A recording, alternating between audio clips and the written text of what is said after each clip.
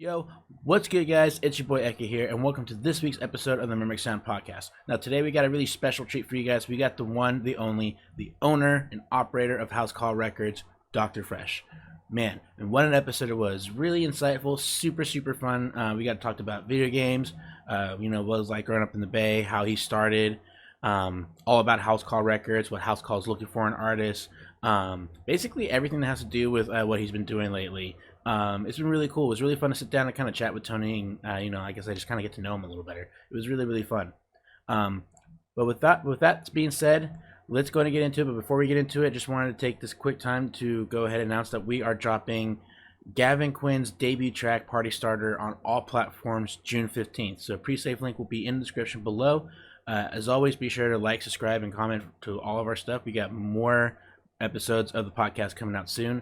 And at this point, we're also going to be accepting demos for our upcoming demo review stream. So if you're watching this, you're an artist and a producer, you want to send a demo in to see how it stacks, you want some good feedback on it, feel free to send it to us. I'll put the link on where to send it right here with our email. And yeah, it's going to be a super fun time. So without further ado, let's get right into it. I know that. Hold on, I'm the resident Jamie Fresh. I got you. Yeah, he's our Jamie for the podcast. All right, now that That's why you can't see my face. For sure. All right, so now that while he's doing that, what's good, everybody? Welcome to this edition of the Murmc Sound Podcast. We got a special treat for you guys today. We got the one, the only, the good doctor, Dr Fresch. What's good, Doc? What's good, Tony? How you doing, bro? What is good, Eka, Murmc fam? It is a pleasure to be here. I'm so happy to be a guest to make this happen. Cheers to the label. Cheers! Thank you so much. We really appreciate the you taking the time out of your schedule to hang out with us for a little bit. We really appreciate it, man. So, everybody's dying to know what's the great doctor been up to lately, man.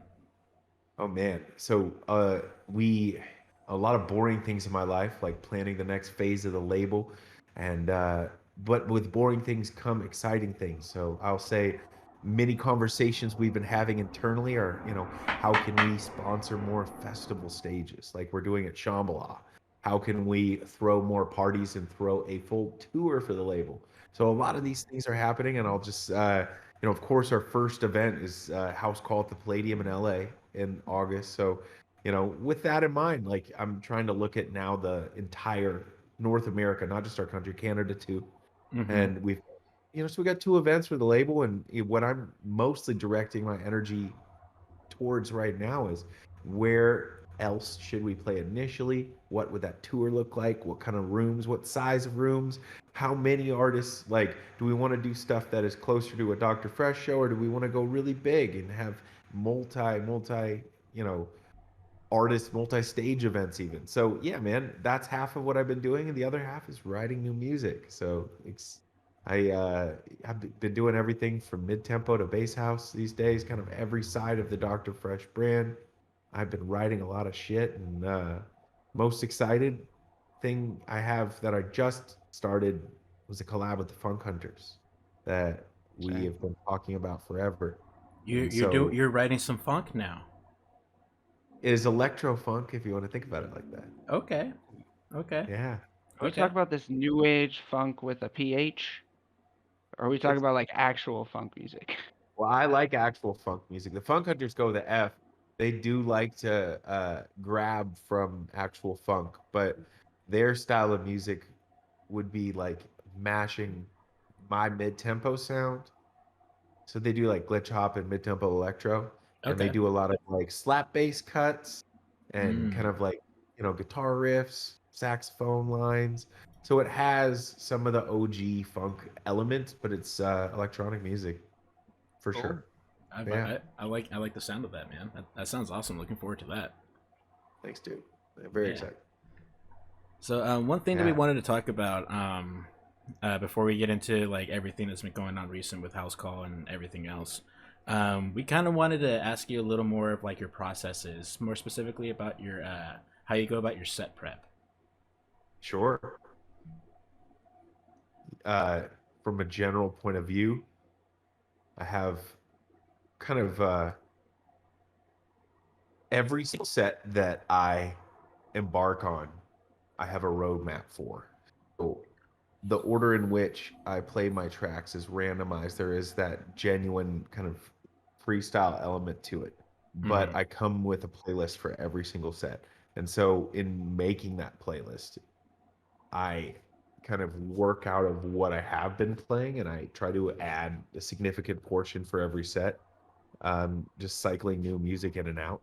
So kind of have my own personal productions that stay in the set for, sometimes like Gangsta Gangsta's been in there for 6 years now. So about 30 to 40% of my set is my music or remixes of that I've done or remixes of me.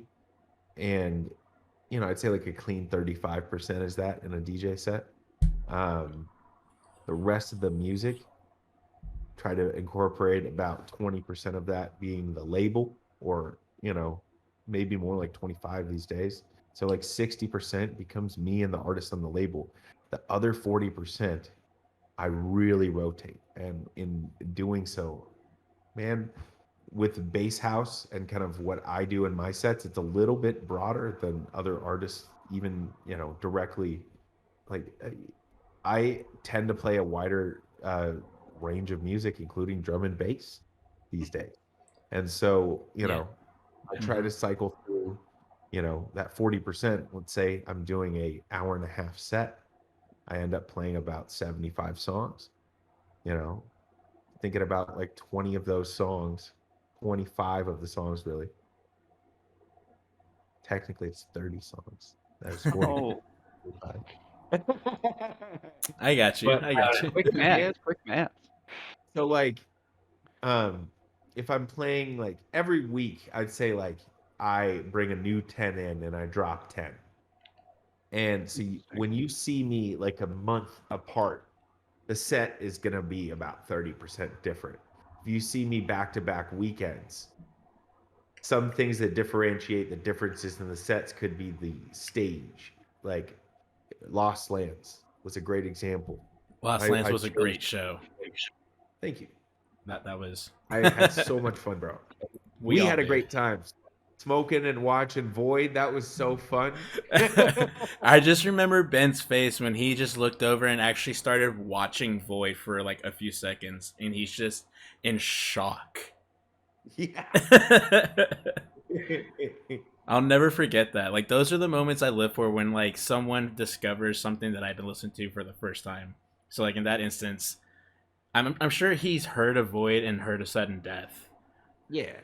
But like it's always different when you actually see it in person.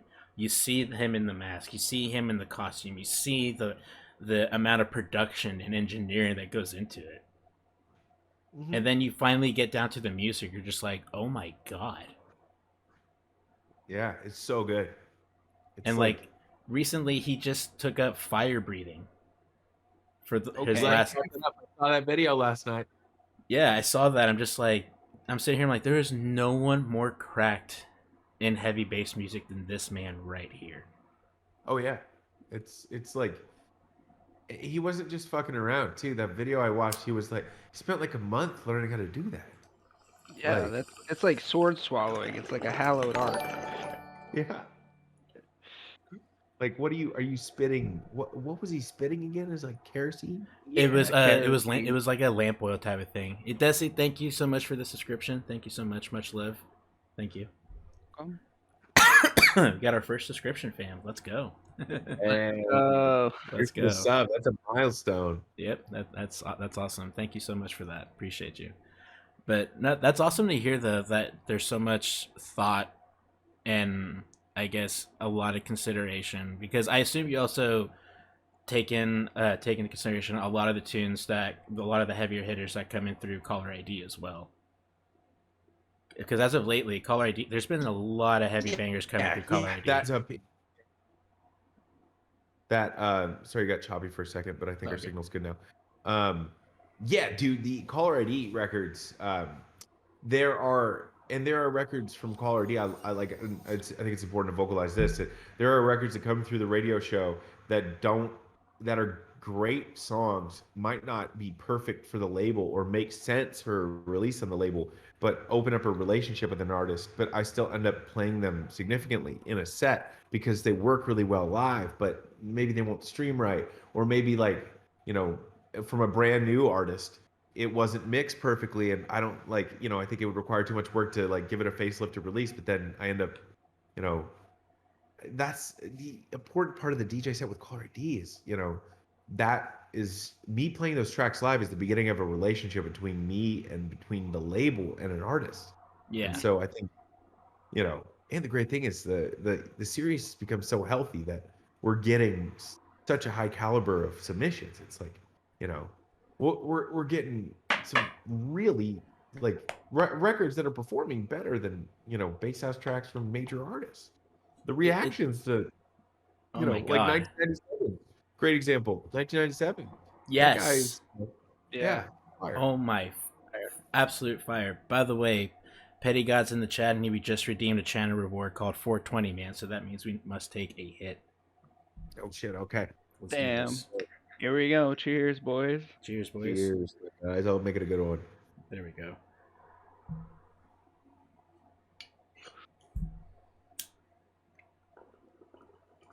On the subject of weed, we were talking about that earlier. I actually go up to Maine for most of mine.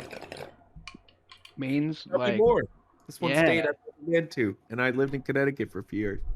yeah, Maine's got really great prices. The only problem is it's medical, so you can't buy unless you got a medical card. But Can you be a girlfriend has a Massachusetts medical resident card. What's and that? buy in Maine? Can you be a Mass resident and buy in Maine? Yeah, if you have a medical card. That's cool. Yeah, it's about the same distance from here to Kittery. It's like not that far.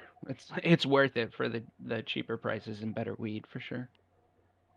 It's interesting, but back to more music stuff. Yeah, It was interesting that you were talking about sort of your angle on conducting the radio show because we were going to ask you like where does picking an artist for your label kind of start and how do you build that? So you were talking about building that relationship.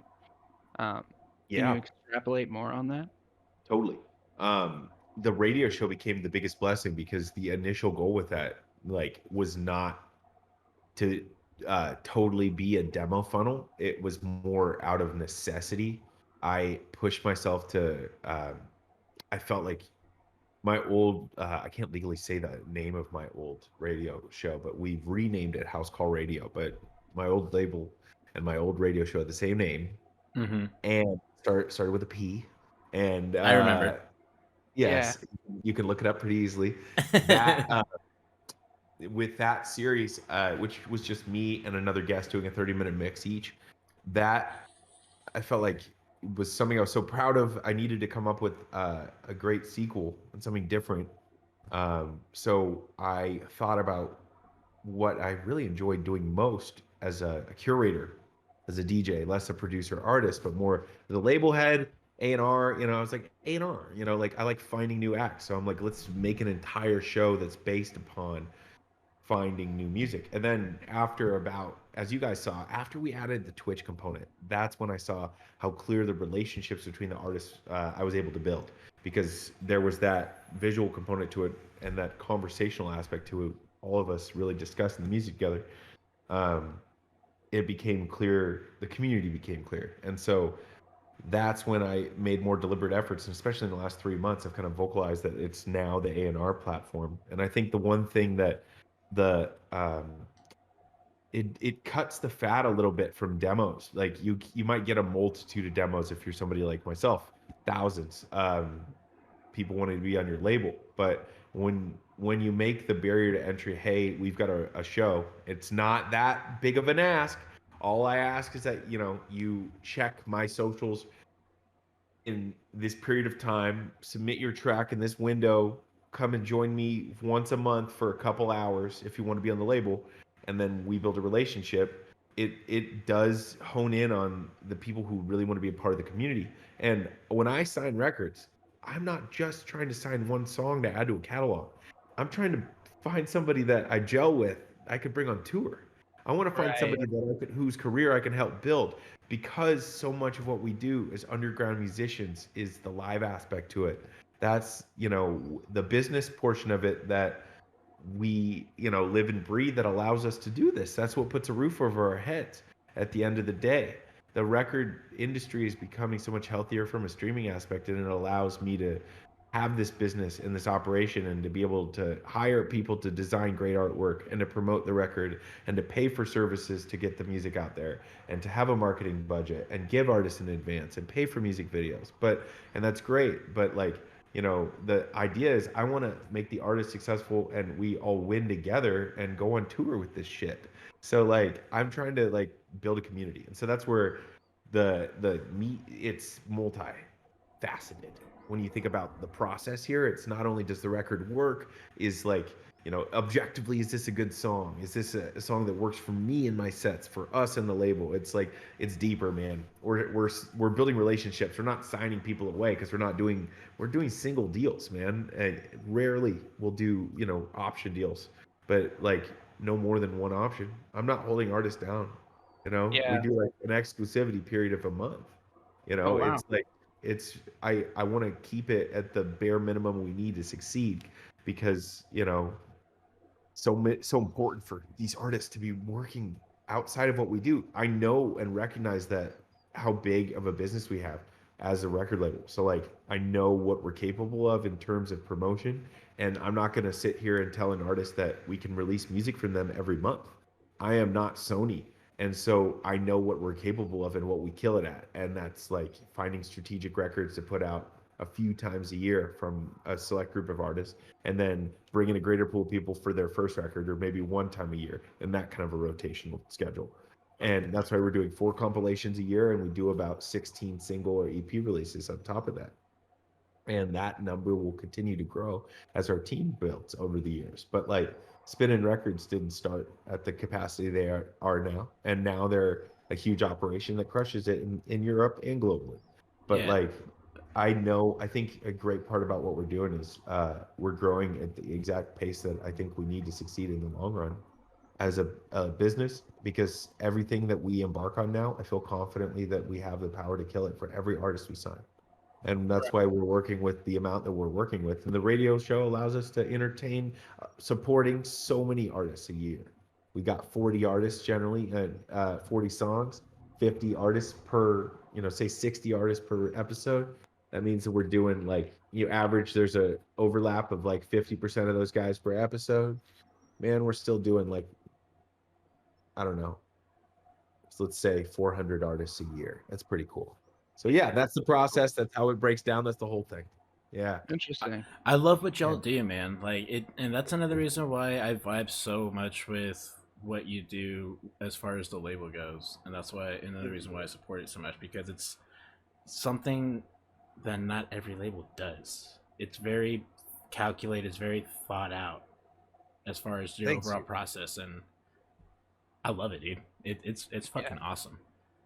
Thanks, man. I really appreciate that. It's we like to keep it quirky, and we want to, everything we do is, there's a plan. It's all thought out. It's I think I love the process and the journey, right? We're growing, and we're getting to the point where our team's growing, and we're going to be able to actually throw events and all hang out at them.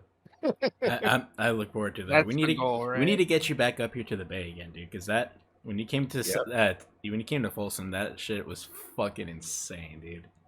I will be able to tell you off camera very soon about my next engagement in the Bay Area, which we will meet up at. Looking forward to that. And I'm coming back to the Bay. If just if you're watching the replay, just stay tuned for the replay. He will be coming back to the Bay Area fan. Let's get it.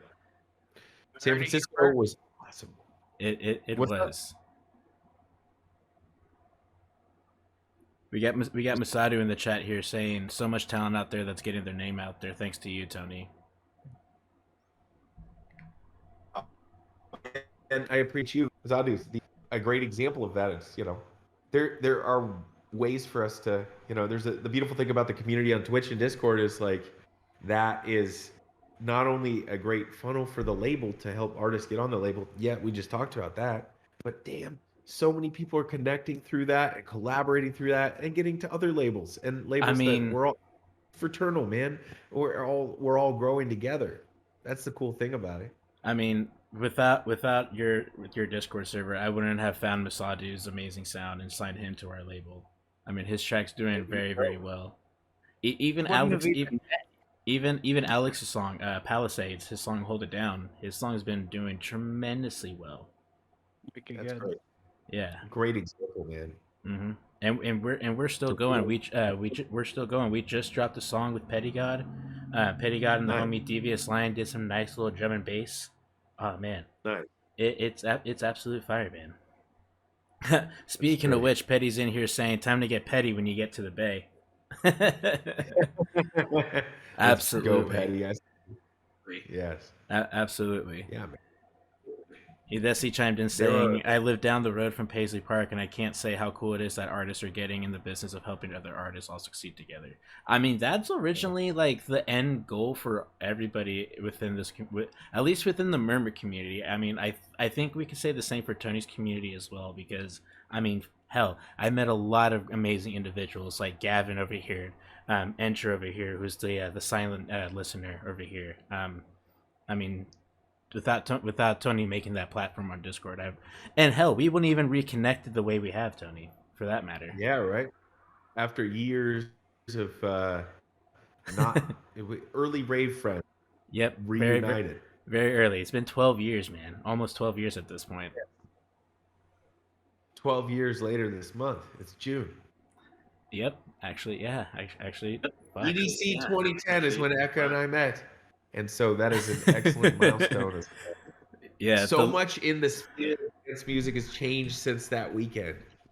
So much. Really has. Like So 2010 was like the gateway into the new evolution of EDM. I feel like Yeah.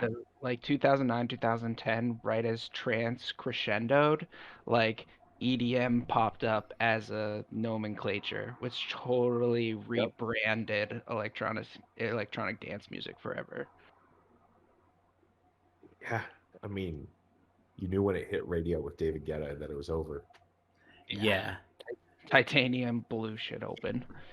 Tony, I'll never even forget the day we met. Your energy was just way too overwhelming for my spun out ass.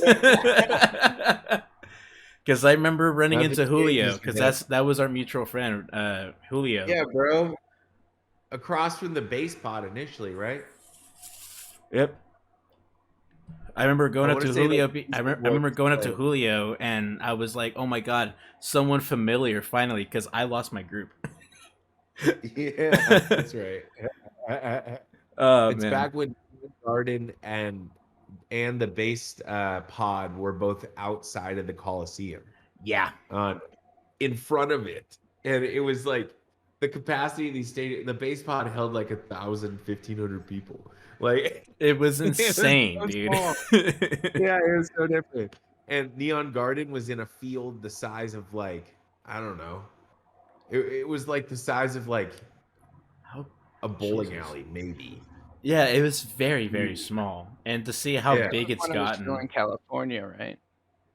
Yeah, this was Sorry? at the LA LA Coliseum. Memorial Coliseum. Yeah. Mm-hmm. Mhm. The one at USC, the one downtown. Yep. But the main Coliseum was epic, and Circuit Grounds was pretty sick too. If you remember, like Trying to remember Afrojack was a highlight Yeah. for me. Boys was a highlight for me, Mhm. and it was in this parking lot, which just the main parking lot outside of the Coliseum. It's still there, and it was just massive. Memories, dude. The times that I've driven by in LA, the times that I've gone back and driven by the old Coliseum, I'm just like, oh my god. Memories. I just wish that there's a world which EDC could be there again. Just Uh, the hell of it. They could throw that in addition to everything if they Right. ever. I think there was a bit of a political backfire from some death of an underage person at the rave that I'm caused. just gonna mention that. It was Mutual. that kind of caused like a wave because I feel like after that it was like people started to Hard notice remained that in more. LA for a couple years though. There was still Hardfest in downtown at the park. I forget what it's called, but it's like the park north of Chinatown. That's where it was in like Oh, 2011. the main park that's like that super long like strip of like Yeah, grass in the it's middle. like Yeah. across from Dodger Stadium. Yeah, across the freeway. Yeah, that Mazzati's like the death at the Coliseum. That was in LA. Yeah, Yeah, that's that 2010, and it was like a 16-year-old. And I will say this about getting into EDC that year. I had tickets. Don't get me wrong. I had GA tickets, and I happened to go with a couple people who didn't have tickets, and they jumped the fence, and I just jumped with them with my tickets in my hand. Like I was like, "Fuck it." I was like, "If I get caught, I can show these tickets, but I'm just gonna skip the line." And we all just got in, bro. We're like, I was with some people from EPR, like that dude. You remember that Wait. dude Z? EPR up here in the Bay? Yeah. I used to spin at EPR, dude, under my old alias. You know the dude Z who always used to wear the skin tight clothing and like the crazy kind of like dreadlocky. Yeah, like, the fake locks that he would put in his yeah, head. that Oh guy. my I god, was with that no. dude. No. He had a crew of all these other people. It was me and Julio and Brady and Z's crew, and I was like, all right, like let's go. Like I was 19, you know. Yeah, man, that was my first legal rave too. Wow. EDC 2010. Yeah. And then the I year went to- after that, I hopped the fence. Nice. At 2011 in Vegas. Yep, first year in Vegas. I Bro, couldn't get a ticket. I was like, fuck it. I'm gonna find a way to do it. And then, like, I found like a group of like 5 people like starting to hop the fence. I was like, I'll help y'all over if you help me over. And they're like, bet. So I literally just started launching their homies up over, and then one dude like hung over, pulled me up, and then we got in and we just fucking scattered. Damn. First year I went by myself to any type of festival too. I was like, fuck I'm it. sure it was a big year too, though. It was. It was. Like, What was like the first like bigger rave booking that you got that sort of pops out in your memory? Booking. I played at Life in Color 2012 as DJ Tony Fresch. No, it might have been Dr. Fresch. I forget. I think it was DJ Tony Fresch, my previous moniker. where was this again? You were kind of cutting out a little bit. At the Shrine in LA. Oh, This okay. was so that was the first time I got booked at a big venue.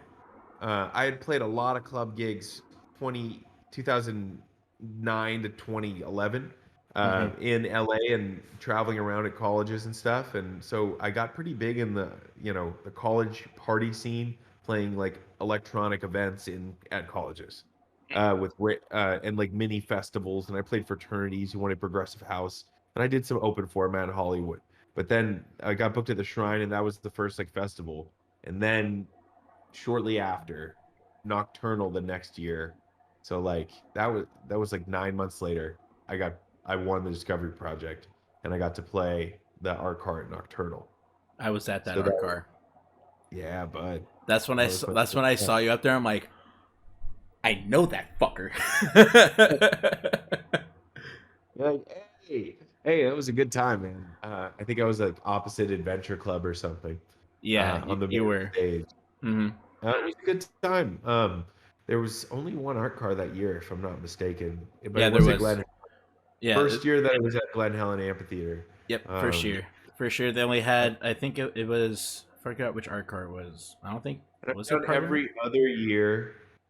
I've consistently played every other year since 2013, which is great. And I hope to play Nocturnal again. How do you go about getting booked to these festivals? That one I won the Discovery Project for, so I did the contest. And then I remained in contact with Insomniac.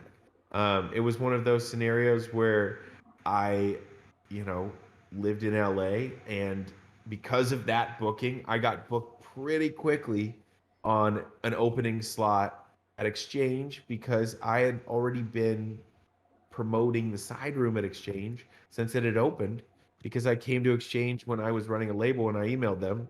So I did reach out in the very beginning and I said, Anthony Smith, let me host the side room with my record label and bring a bunch of kids.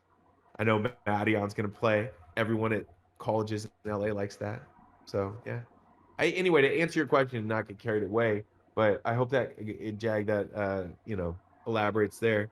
Um, Nocturnal was the first big one, and then about a year later, 2015, that's when I started playing, bigger time, bigger slots, better times, and I had an agent, and by late 2014, and that's when the first tour started to hit. And Brills brought me on tour. He was one of the first guys that brought me under his wing. That's And awesome. I got, yeah, man. So that was it. It's kind of snowballed from there. But the answer is both. You do have to reach out in the beginning. I think there's some really important moments that, you know, you can capture by being a prominent local DJ, even without releasing productions, if you're not quite there. There are ways to, it's a grind as a local DJ for sure, but I was able to build connections with the promoters at the clubs in LA, and back when Insomniac was a much smaller company, so it worked out. That's Should awesome. say so. Yeah, no, I think it's safe to say it definitely worked out for you. Now we're doing the Definitely. playbook. Yeah, I'm excited. That No, was yeah, like, I'm excited for you, man. I wish I could go, but that's like right it's okay. before Lost Land, so I'm just like, gotta save up. It's all right. Gotta save up for that. I hope I can come back to Lost Lands. That was a great time. I I got a handful of people petitioning for more bass house at Lost Land, so hopefully we bring you back. Because Cross your fingers. We'll see what we get. man, I'll never forget that set. Because I just remember like pulling up to you guys, and Beach was like, "Holy fuck, there's a lot of people here for house," and I'm just like, "I told y'all, bring the fucking crowd, dude." I remember Corrupt's like, I'm not sure how like my set's gonna do considering it's a mainly bass fest. I'm like, I'm bringing a crowd. Don't worry, I got you guys. I got this. I think any self-respecting bass listener would listen to Corrupt Set and not think it was fire. It was absolutely fire. I mean, I was even standing next to Al Ross and Jandy, first time meeting them face to face. Because we've met and chatted on Discord like this many times. And so chatting with them and hanging out in person and witnessing Corrupt set, also my first time checking out Corrupt set live. Fuck yeah. And all three of us were just like, oh my god. Yes. This is amazing. Sound, man. He goes and it's so groovy but so dirty. And it's a step dirtier than AC or Lorenzo. And it captures but it still has that underlying like house beat that just so many people dig. So it has that underground coolness to it. And he's like this tall dude ripping cigs in a hoodie, like doesn't Royal Sports from the UK. Like it's a vibe. Oh man, it was fun meeting with him right now. Well, he sent me a few beats. We're talking about a new release sometime soon. I hope that happens soon because I need a new Corrupt House Call track. And he's had great success with. He made that vocal record Romeo we got at like 2 million in a week or so. I think it might have broken it or is about to. By the way, congrats on hitting all the milestones recently on the streams. Thanks, man. That's huge. What was it? 20 million in total for House Call? That's correct, dude. And that's 10 of that has been in the last 6 months, so we're crushing it. Dude, that's fucking huge, man. Fucking proud of you, Tony. Thank you. Thanks, dude. I'm stoked. It's people deserve to hear weird music, man. I agree. Yeah. So let me ask you this then, Tony. What's next for the Fred Thirst side project? Question. I've thought about this a lot. I'm heavily inspired by a lot of hip hop producers and rappers right now in the scene who are making some more avant-garde beats, more so than I am currently by other lo-fi producers. Though there are guys like Swum and Corieo to name a couple. Yeah, That Corrieo's sick, dude. yeah, man. And there was even you know, I mean, there's like a group of people that even some I've talked to and about collabing with. Even Aaron Kessler, who runs Insomniac Records or is one of the heads of Insomniac Records. Really? He produces lo-fi. Yeah, That's great sick. artist. Yeah. Anyway, you know, m- my biggest inspirations right now in that space are dudes more like Cardo. Cardo Got Wings, you know, Yeah. Harry Fraud, to name another from New York. You know, guys Yeah, who are no. making beats for like Action Bronson, you know, making beats for Earl Sweatshirt, making beats for Larry June, you know, making the kind of like style of hip hop that is it is lo-fi in a sense, but it's not as oversaturated and filtered. Yeah. But a lot of it samples that kind of like soul music, not even Mm-hmm. funk, but soul music, like and some Latin soul music from like the 60s and 70s and like even like 80s kind of like synth pop, that kind of stuff too. Like stuff that's like drowned out and a little bit more like Washed bumping. out. What? Yeah, but Like bump? when it comes to the sub, like Harry Fraud tends to like be like light on the the sub and kind of like percussive aspect of it, and it's much more just like groovy and funky and like tape looped. And the Mm. Alchemist is like another producer to mention as well. Yeah, Um, no, I'm aware of Alchemist. for Heavy, sure, he's dope, massive, man. massive shit. Have you guys watched that Yeah. show, the Action So like Bronson show? that's sorry, you're cutting out. Might be me. What's going on? Yeah, mine's it's all shitty right now. It's on. There we're green again. Can you guys hear me? Yep, Yeah. we good. We got you. I was just wondering if you guys had watched his show. Fuck, that's delicious. Of course, yes, I love it. So I'm a good. big Action Bronson fan for Yeah, sure, he's and so awesome.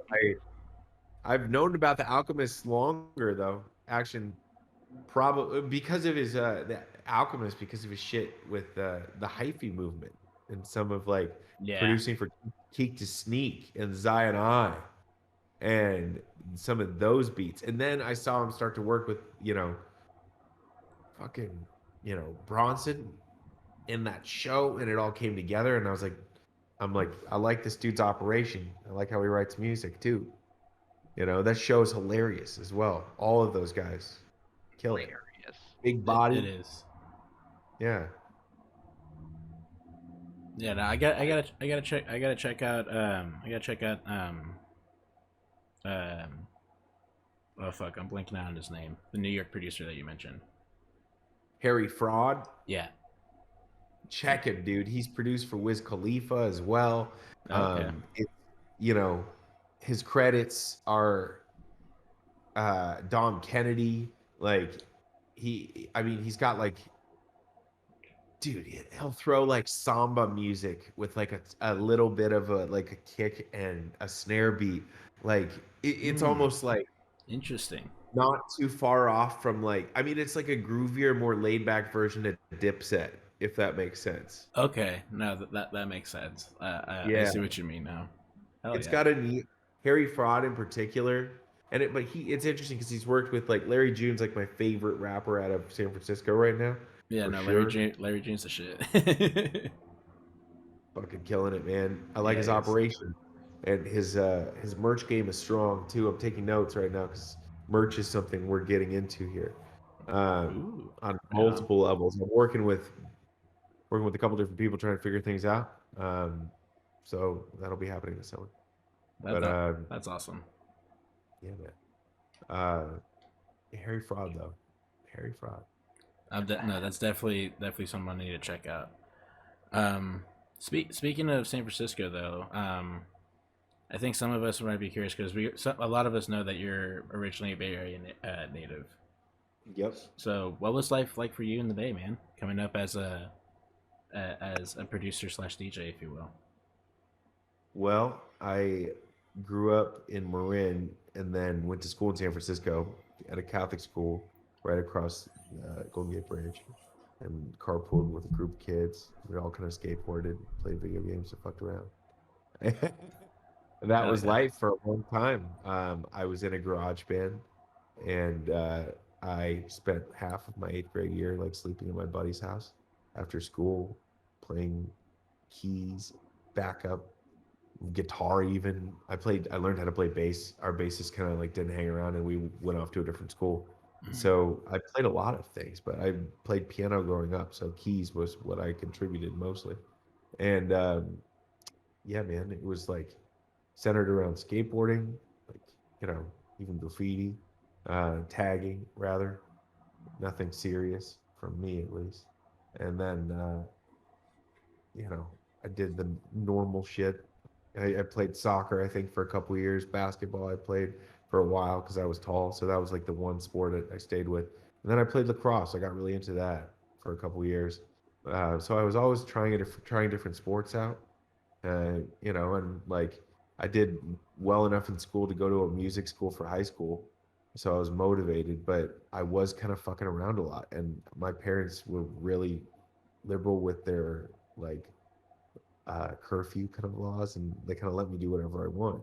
You know, I never really caused them trouble, and like I wasn't a kid causing too much of a ruckus, other than like 1 year in 6th grade, and I was a badass, and I was fucking up and I was getting in trouble and sneaking out and all that shit, and throwing parties and that kind of stuff, and but I was a good kid, and so then I ended up going to concerts by myself when I was in like 8th grade with my friends, like, and going to like CKY was like a show I went to on a school night. Oh my god. And so CKY. yeah, I was like, so I was going out to concerts when I was like 14 years old.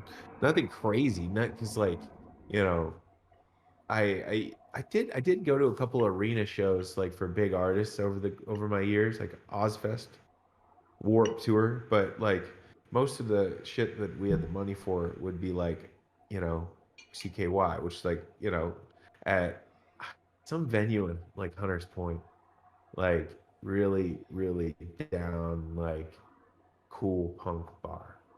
Like, so I went to a lot of great rooms like that, and I ended up going to raves pretty early, like 2007, really. Maybe 2006, I saw Infected Mushroom, but Ooh. the shows pretty early because I was trying to look for cooler concerts to go to, and I was curious about music. Didn't really like Eurodance at first, even Mm-hmm. though I liked it when I was much younger because of DDR. When I was like 9, 10, 11, I was playing a lot Yes. of DDR, and so I liked Eurodance at that age, and I knew like Sandstorm, and I was familiar with Darude and like 90s dance, like, you know, I don't know, shit like I like to move it, move it. I knew who DJ Tiesto was, like Mm-hmm. stuff like that, but I didn't really get into it until I started going to shows to see like Mastercraft and Steve Aoki and Boys Noise when I got into that style of music in like 2007. That's So awesome. So that's what it was like growing up, I guess. that's awesome. So like, would Infected Mushroom technically be like your first like rave slash electronic show? I would say it was a rave at Kelly's Mission Rock. And I think now that I think about it, Infected Mushroom was in 2007. It was because the first time I ever went to a show must have been 2007 spring, like March maybe, at Kelly's Mission Rock, like basically right south of the Giants Stadium there. Okay. I went to like a multi-room rave there, and it was thrown by the EPR people, I'm pretty sure. Damn. And there was like a jungle room, there was an electro room, it was wild. That was a good time. That was the first time I ever witnessed people on ketamine. That's It's that's like a sight when you see it the first time. Was it kind of a I'll culture never shock? forget. Yeah, I mean, and ecstasy too, because I'd seen people in ecstasy at like Ozfest even I in can see that. 2005. Yeah, I mean, dude, people are in everything at that, and I'm like 14-year-old, like just smoking weed. I'm like, you guys are crazy. Like, and, yeah, I'm cool with, I'm like smoking joints and shit, and think I'm badass, and I'm drinking, and I'm 14. I'm like, yo, what up? And I didn't do hard shit until I was an adult, really. 18 really, you know. I was pretty clean with it until 18, and but in high school I was like smoking weed everywhere, and like then dude, like their kids like doing drugs with their parents there. It's like wild, I like know, dude. sniffing things, like it's so Friend did, crazy. my friend did mushrooms with her dad over the weekend. We were like having a Memorial Day grill, like barbecue, and she just walks in with this big bag of mushrooms. Like, me and my dad are gonna do these tonight. I'm like, all right. Dude, that's wild. Savagery. That Savagery. I mean, there have been times where I've tripped or had been on other substances when I first got into DJing and thought I was home alone, but turns out my dad would be coming home at the same time that I thought I was home alone. Because Oh he shit, worked that could be. he was a head chef at a really nice restaurant, so he would Oh work wow. till like 3-4 o'clock in the morning, and sometimes I would finish DJing and hang out till like 3-4 o'clock in the morning. So I'm like, I'm home. Like, all right, cool. I'm home. I could just simmer down, chill. I'm still super messed up, and then I look up and I see my dad walking. I'm just like, ah, fuck. I mean, he was cool with it. He was just like, you good? I'm like, I'm fine. He goes, are you too fucked up? I'm like, I think so. He goes, did you learn your lesson? I think it's safe to say so, sir. Yes. That's good, man. They had this good, you had a good relationship with him. Yeah. I think um, the parallels between the restaurant industry and the entertainment industry are crazy. Yeah. There's a lot of overlap in Yeah. where I'm from. Like, the big companies that run the biggest restaurants also run the biggest clubs. You meet a lot of chefs at, touring clubs for sure, because especially ones that have good relationships with it. Like I have good A&R, or sorry, good artist relations. Sorry, I'm stumbling over my words because I'm about to burp. You're all good. Yeah, man. If they're taking you out to dinner, and they're taking you out to dinner at the club that own, or the restaurant that owns the club, that conglomerate, and they're all partners, and then there's like a big happy family thing going on. That happens quite often.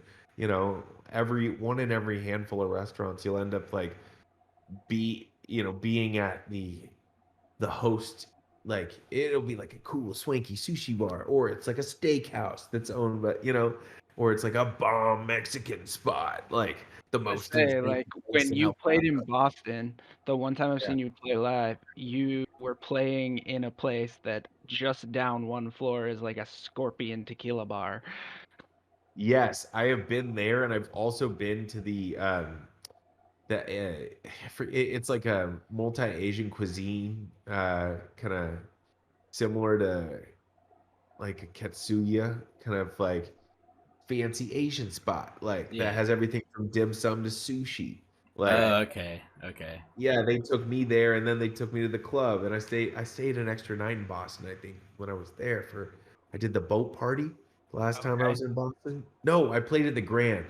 Yeah. Yes, it was above the Mexican spot. Yeah. Exactly. So both times I've been to Boston, great example, and they run like a restaurant group. So Yeah. yeah, That's yeah, man, sick. it's intertwined. That's sick.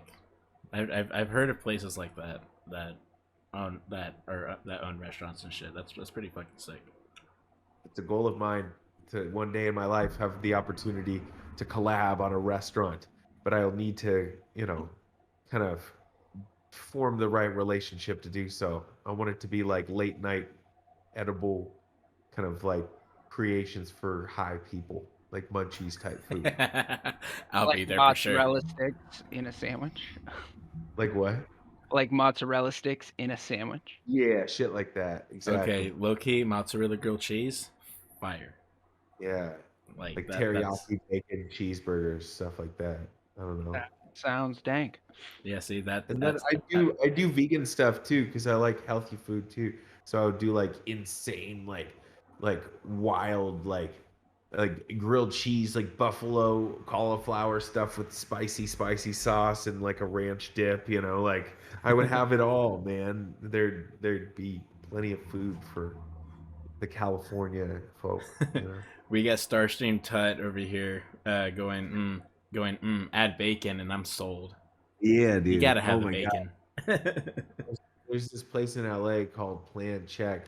This burger spot I go to probably once every quarter, every season. And they've got pig's candy there, and it's like crushed up caramelized bacon. Okay. Oh, Yeah.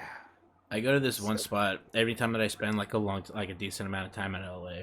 I go to this one spot over in the Fashion District, right. near heading towards like East LA. They got Yep. this little little hole in the wall, little carniceria in there, but they have like a little little side hole restaurant where you can sit in there and just chill and eat. Oh man, their Bro. tortas, fire, bro. dude, I love That's a the good local torta, stuff. bro. I So mean, good. you Oh my also God. got people like in the streets pushing like foil laced, heated, insulated shopping carts, selling fucking like tamales, tacos, burritos, like everything, Nice. dude. No, you Like, can't fail. The street food in LA is the best, bro. oh, Food truck absolutely. on La Brea in Venice.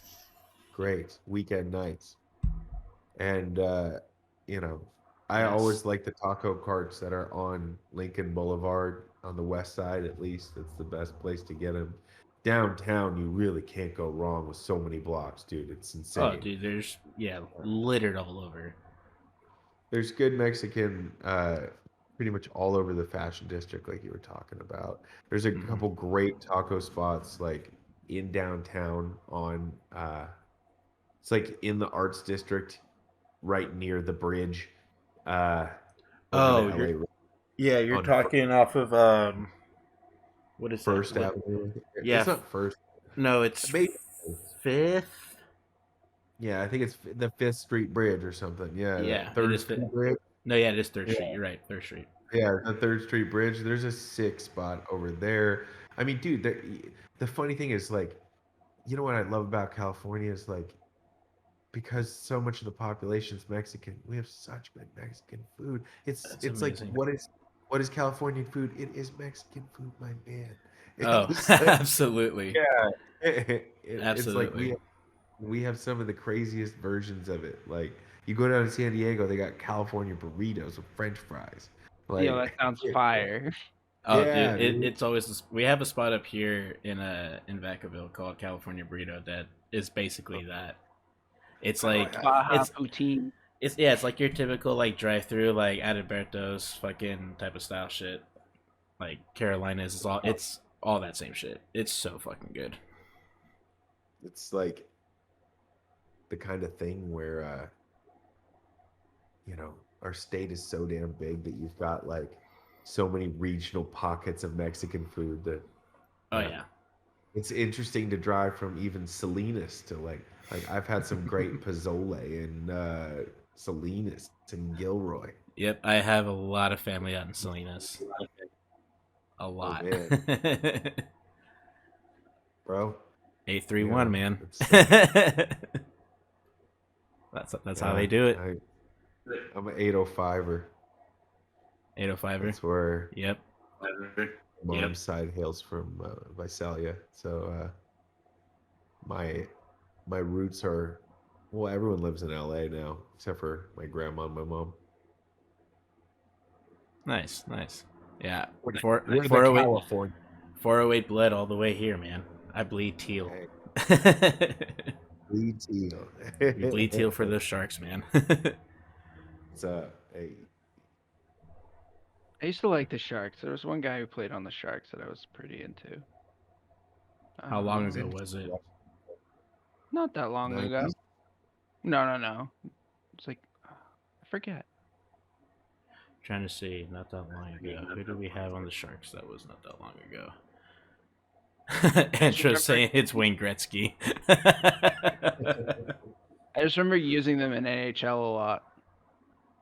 So that might have been Are you 5, talking 6 years. about? Are you talking about Thornton?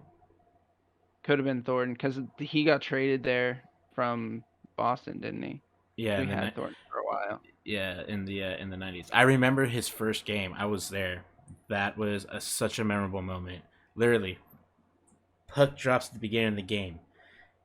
He gets it, breaks away, takes a shot. Literally within like the first 15 seconds of the game, takes a shot, hits the top crossbar.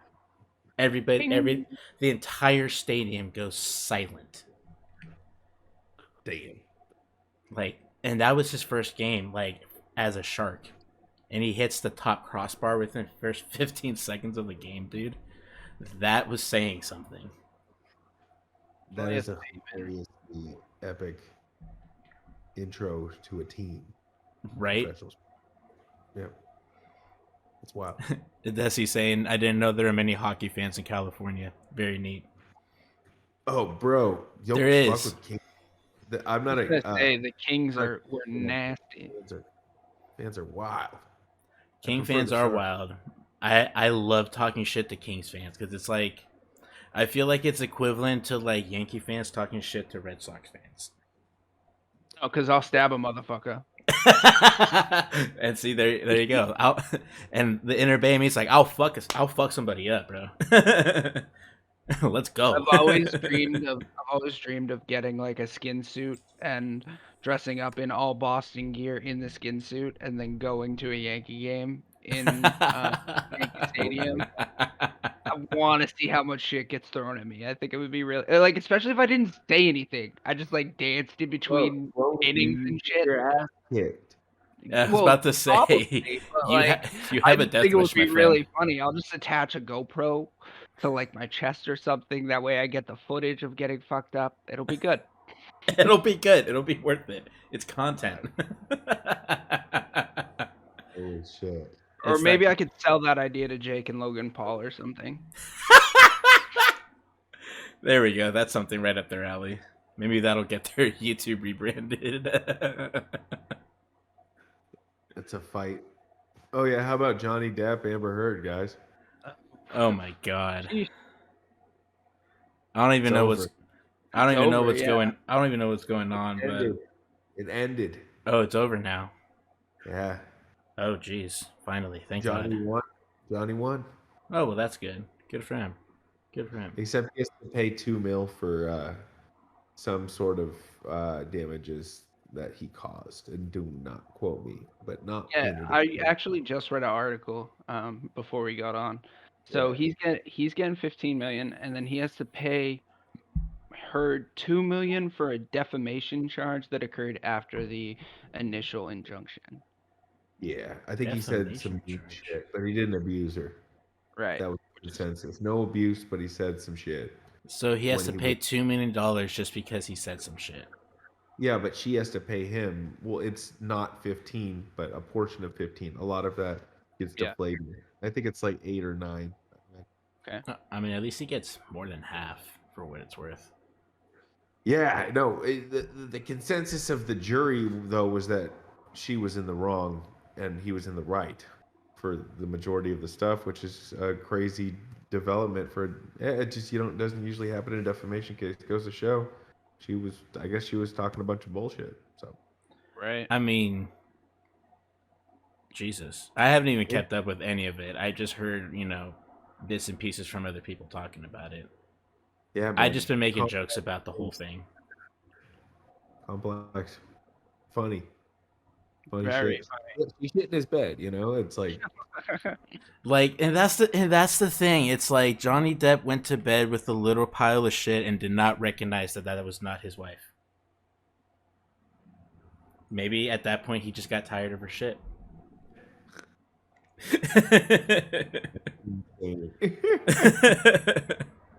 I wonder if Disney is kicking themselves for booting him off of Pirates of the Caribbean now that it's proved that he's not guilty.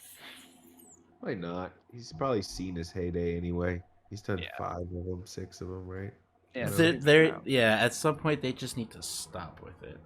Vin Diesel's on his 10th Fast and the Furious. And see, and that's another example. They just need to stop with this. bro, they're making so much money though. I was listening to Howard Stern about that shit. They're like, he's like, I bet you guys like, oh god, my computer's so fucked. My motherboard just started humming after I dropped my vape on it. I was like, whoa, whoa, whoa. Sample Yeah, I've that heard for your that. next tune. Yeah. Anyway, the joke they were making on Stern was that basically guys like Pacino are like, bro, we only squeezed 3 Godfathers out before it went to shit. How are they on 10? Dwayne the Rock Johnson, a billionaire, and they're like, how is Dwayne the Rock Johnson? How is Vin Diesel on his 10th movie? And we only Yes. got 3. Like, That's how what funny was that? perplexes me so much. Like I feel Yeah. like at this point they're just kind of beating a dead horse. Yeah, right. I really enjoyed the first 3. The first Yes. 3 Fast and the Furious. If you watch those in a marathon on a Sunday, bro, with a bunch of joints and takeout, like that's an epic day. And you end Oh, with absolutely. But then I was talking to Rachel's friends at this barbecue in this engagement party we were at actually. And they were like, no, bro. Like a couple of them were really into Fast and Furious, like the whole franchise. And I'm like, I've seen them all. Like, but I haven't rewatched like 5, 6, 7, 8, or 9. Like I see them and I don't revisit them. I revisit the first 4 even. And they were like, no, bro, you gotta watch it like 1, 2, 4, 5, 6, 3, 7, 8, 9, 10. I'm like, dude, this isn't Star Wars. Yeah, Like, I don't have to watch no, this yeah, don't bring order. Like, that. At that point it doesn't matter because the quality of the filmmaking, the director of photography, the acting even, because bro, there is I'm gonna just say it. I look back at those movies, I'm just like, and we thought this was really good back then. I mean, don't get me wrong, the films are still great, but just some of like the dialogue and the acting, I'm just like, bro, why? You know what movie really holds up? Have you guys seen Starship Troopers? Yes, oh yeah. classic. Greatly take on you too. Yeah, absolutely. Fantastic flick. Mm-hmm. They've And it, also made a shit ton of them. Have yeah, they wait, really? Yeah. There's Have like you a know, bunch. I remember a sequel for sure, and a 3. I Yeah, remember I seeing think a there's 4 second or one. 5. Yes. 4 or 5? Okay, shit. Holy Yeah. shit! What is this? Tremors? Yeah, right? But the first one, absolute classic. Oh, absolutely. Yeah, man. I remember being in 2nd grade, people were like, the naked shower scene. Like, damn. Yep. I went to Ryan's house and I saw Starship Troopers. Like, it was the That's best the cool sleepover dad. ever, bro. Like, It's like, hey man, you ever seen a naked shower scene? You want to come over and check it out later?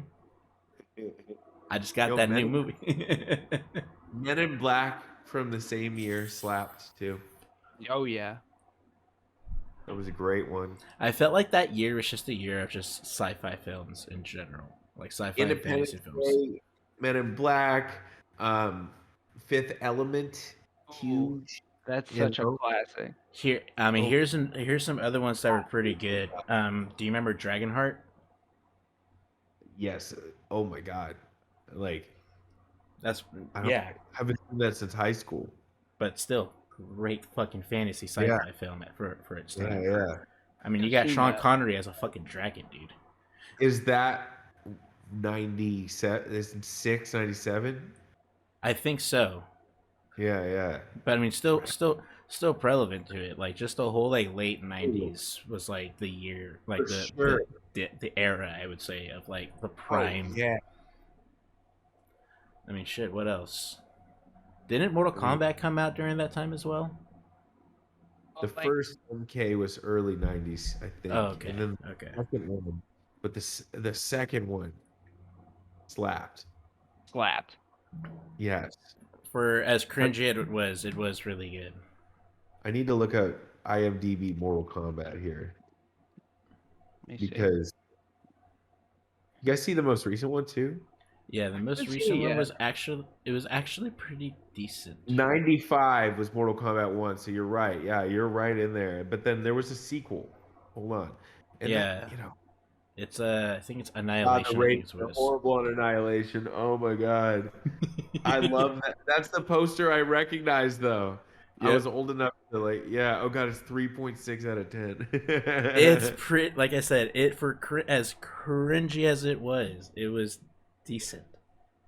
Yeah, bro, you got Cyrax fucking killing it. Dude. Like, Yep. So are Yep. you a Mortal Kombat over Street Fighter person? Oh my God, yes. Yeah, I Yeah. play Mortal Kombat most days I'm home. Yeah. Okay. Who's I'm your in. go-to?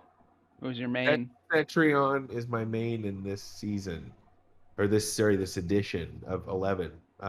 We're gonna get 12 by next April, and that could change. Cetrion is renewed as a character for 12. They have released the list of the characters, which is impressive. I think they're Yeah. bringing Reptile back, if I'm not mistaken. They But are. They are. yeah. So, but 11 was such a big step up. It's been rated top, I think it's like 50 or 60 on the IGN's top 200 games of all time now. This version of it. And so, like, if you look at the gameplay from 10 to 11, it's one of the biggest increases in just not only the graphics, Uh-oh. but it makes fun fighting. If you've ever enjoyed fighting games, 11's so easy to get hooked on. It really is. I play it every so often nonchalantly. I'm a Kung Lao main. Can't fuck with Kung me. Lao is great. Can't You fuck with me. dispute that. Can't fuck with Bro. me, Tony. One of these days, we're gonna find out. He's so hard to corner Kung Lao. He's so good at teleporting and fucking people up. It's just like it is a clear path to victory with that guy. It's never an easy battle with a good Kung Lao. Oh, I've pissed quite a few people off online. It's quite yeah. hilarious. You can scam pretty easily too. There's some good. Some good quick striking combos that do a lot of damage. God, that hat just destroys it too, man. You just like it's such slow get up time after a lot of Kung Lao's like some of his better fatal blows. Yeah, there's a long cooldown process, and also a long combo entry as well. But I mean, yeah, for sure, the startup time is crazy on some of those moves. it is. You know, people that don't play fighting games, we're a little lost right now. But like, yeah, man, Mortal Kombat's great, and you've got a Warner Brother. It's owned by Warner Brothers now, so you have like the Terminator, you have Spawn, you have Rambo. Like, although nothing beats Spawn from Soul Calibur 2, though. Yeah, I was just gonna mention that. Oh my god! I've always been a Soul Calibur guy, and also I'm kind of a hipster. I like Marvel vs. Capcom.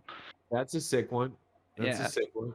Big fan of that one. Soul Calibur is my second one. Soul Calibur is definitely my favorite fighting game of all time. Yeah, bro. I can't say I'm as versed in Soul Calibur. I haven't heard that name in years. it's Soul Calibur 2 on the GameCube. Oh my god. Okay, yeah, here we go. Yeah, they had different characters for each version for Soul Calibur 2. They had for the GameCube, I think it was Link for their special character. For the Xbox, it was Spawn, and then for the PlayStation, it was somebody. I think it was somebody from Tekken, if I remember correctly. Yeah, Hiachi. Yeah, that's who it was. Yeah, Hitachi. Oh yeah, Soul Calibur 2 I had for sure. Yeah, that's a classic. I forgot about this game. Holy shit. This is barely fast, but it's like arguably one of the best fighting games I think ever. I wish it was backwards compatible on my Xbox, or else I would be playing the fuck out of that. The similarities in the Tekken gameplay, I think, are definitely noticeable. Mm-hmm. Yeah, for sure. Tekken was kind of the first one I was ever exposed to. Yeah. But Soul Calibur was the first one I had that I like got good at. Cool. For me, it was Street Fighter. I was exposed and had Street Fighter for a long time, and then when I found Soul Calibur, I was like, I'm really good at this. I'm gonna stick with this one from now on. Nice. Yeah. Street Fighter 2 in the arcade for me was the first one. For sure. I miss my arcade days. Oh my god. What were your go-to? What were your like your top 5 go-to arcade games? Oh my god. Puzzle Bubble as a young kid, I loved the Puzzle Bubble games. Puzzle Bubble was but also Arrow Fighters was an old one I loved, like 80s, early 90s. Fighter jet. Is that a top-down fighter jet game? Similar to that, exactly. Metal Slug was another game that I was obsessed with in the arcade. There was an arcade really close to my house, so I used to go play this at this arcade, and my dad would we didn't have a computer at home. We'd go to this word processing center where he'd print documents and shit. And so I used to go to this arcade when he was like running errands around town. And so like I used to play Metal Slug relentlessly, even pole position, that old 80s racing game. Yes. Yeah. But yeah, man, I think for me, DDR, when I finally started going to a school in San Francisco that was near an arcade, I used to play DDR at Japantown in San Francisco. Mm, That that's shit sick. was, yeah. I remember when DDR first hit. My main arcade, I had two main arcades in Sacramento growing up. I had Scandia, and then when I would visit my dad out in Roseville, I would be out at Golfland. I went to Scandia, my friend. Scandia was shit, dude. That was epic. I went there probably over the summer a few times growing up. Yeah, Scandia was the shit, man. A lot of memories there. Bro, you remember the QZR Tube Town in Roanoke Park? Oh my god, yes. The laser tag arena in Roanoke Park. Yeah, that was. Yeah. I think I had my 10th or 11th birthday there. Yeah, that's what's up. Yeah. That I had such a blast. I literally like turned into like the most like insane like Green Beret Black Ops like special ops guy vaulting and climbing over the walls and shit. They had one arena that was like, if you were 8 or 9 or 10, like, you know, elementary to middle school age kid, like, bro, some of those platforms that were like not even 2 stories, but like a story and a half tall kind of thing that had like a little roof section where you could climb up and like, those were so sick. Oh my god, like, the balcony spot. Yeah, yeah, I remember that. Little ramps up too, so you didn't have stairs or anything. And I love the arena. Like QZR was great because you had to get in there, and there would always be people guarding the base, but you had to fire off in the other enemy's base. Oh my god, laser tag was so lit. Laser tag was fun. Did you ever get into paintballing or airsofting? Oh yeah. Did you go to Paintball Jungle up in Vallejo ever? Yep. That place is gas, bro. That place is gas. Now, I'm not sure that place is still open, but there's a spot nearby here called the Midway. No way. Yeah, and it's literally it's like a forest like bunker area that people built, and it's super sick. Yeah, it's pretty awesome. They're looking to host the national paintball championships there. No way. Yeah, believe it or not, I actually used to be an amateur paintballer. Dude, I competed in a tournament as well, my friend. I was a part of a team called Absolute Zero. I remember facing off a team named Absolute Zero. Oh my God, there's a small chance. 2005 and 2006, we were paintballing.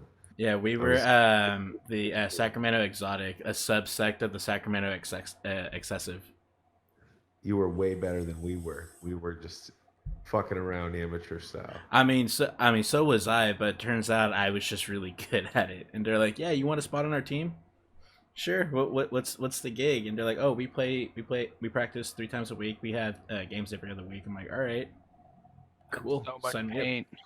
Oh, dude, so much pain, dude. I would come back with welts, and my mom would think I got into another fight. Oh yeah, bro. You just get pelted, man. Your body is covered in bruises when you play paintball. Oh, it was so fun though. It's such a great sport. Oh, I got into airsofting a lot too. Don't get shot. You don't feel the pain. Sorry? It's great. I was just saying, you just don't get shot. If you don't get shot, you don't feel the pain. That's the idea. I like, as fun as like paintball, competitive paintball, like aeroball with, the inflatables is. Mm-hmm. The woods ball games are so fun where you're just out so there much with the more fun. Yeah. You're simulating real combat. You're putting all of my Halo dreams and COD dreams. Well, really starting with Counter-Strike dreams to life. Yeah, exactly. Counter-Strike. Good old days. Yeah, crazy. Oh my God, what a great game. I remember playing Counter-Strike with the homies at school because it wasn't blocked.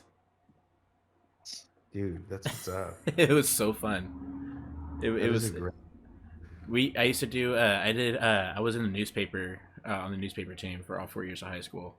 So Nice. like on the days where, and I was just our photo editor. So on days where I had literally no work for photo editing, me and my team would literally just sit there and play Counter-Strike on our computers until we get work. It was great. It's amazing. It's like, what do you guys even do? A lot. We edit all the photos so that way they look good before we put them on a newspaper and make them look horrible. We kill, we defend. Are you still playing FPSs, or have you pretty much, or like, what are you playing right now other than Mortal Kombat? Pretty slim. Tony Hawk, I play occasionally for fun. I played Apex when it first came out, but I wasn't very good. I got a few kills in, and I kind of casually played and stopped playing it. And so the answer is pretty much just Mortal Kombat. I don't have a ton of time to get invested in more than one game, and I really like I'm not amazing at Mortal Kombat, but I can get up to demigod every season. So I'm like competitive. I always have more wins than losses, if that means anything. It does.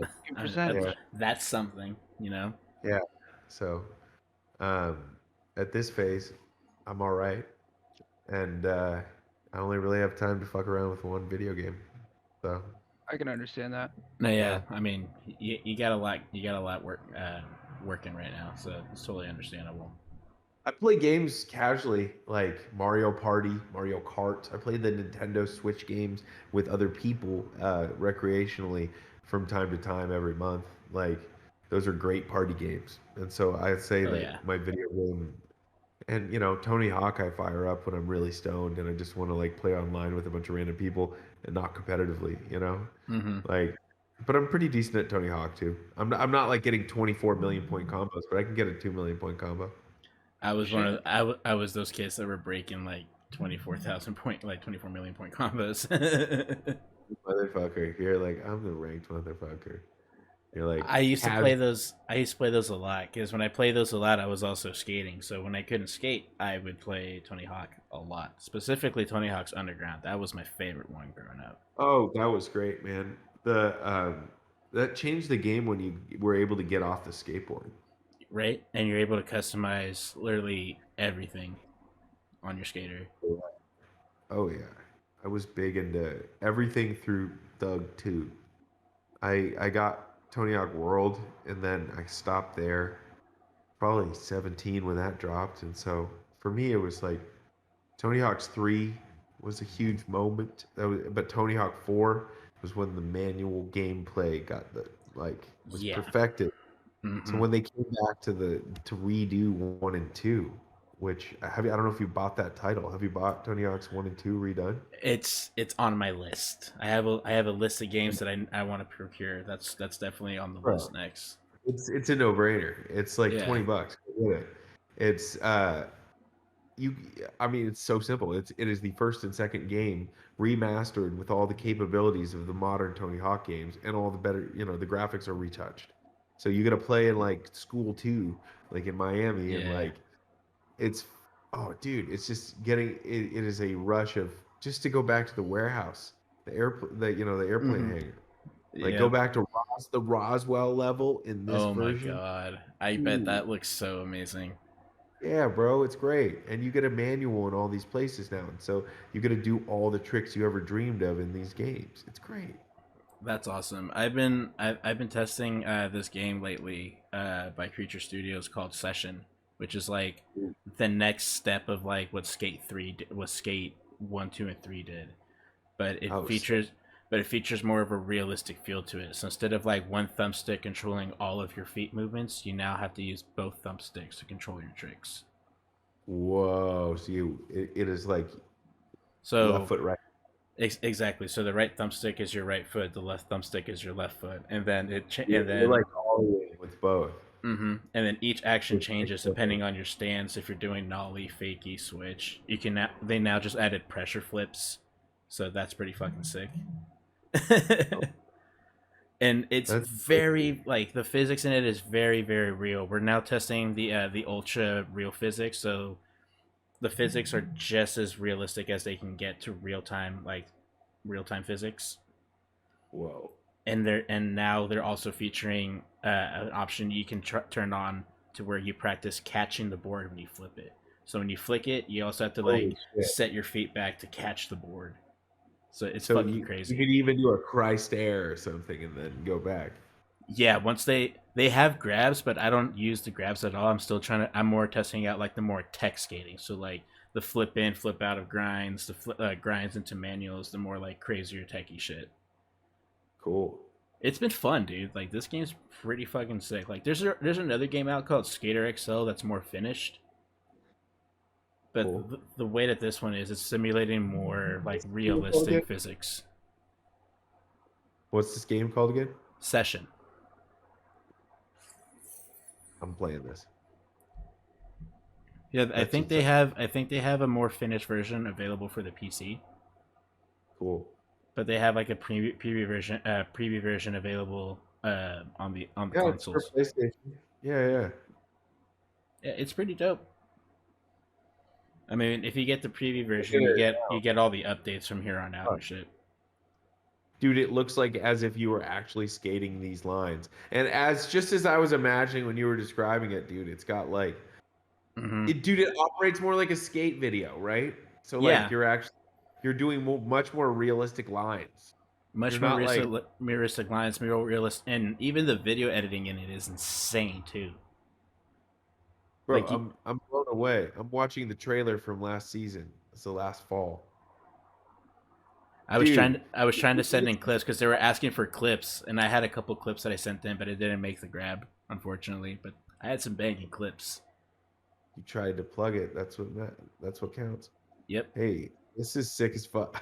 These are realistic spots. So you have Brooklyn Banks, Pyramid Ridges, 78 Water Street, Chatham Apartment, all of Brooklyn, all of some of the Bronx.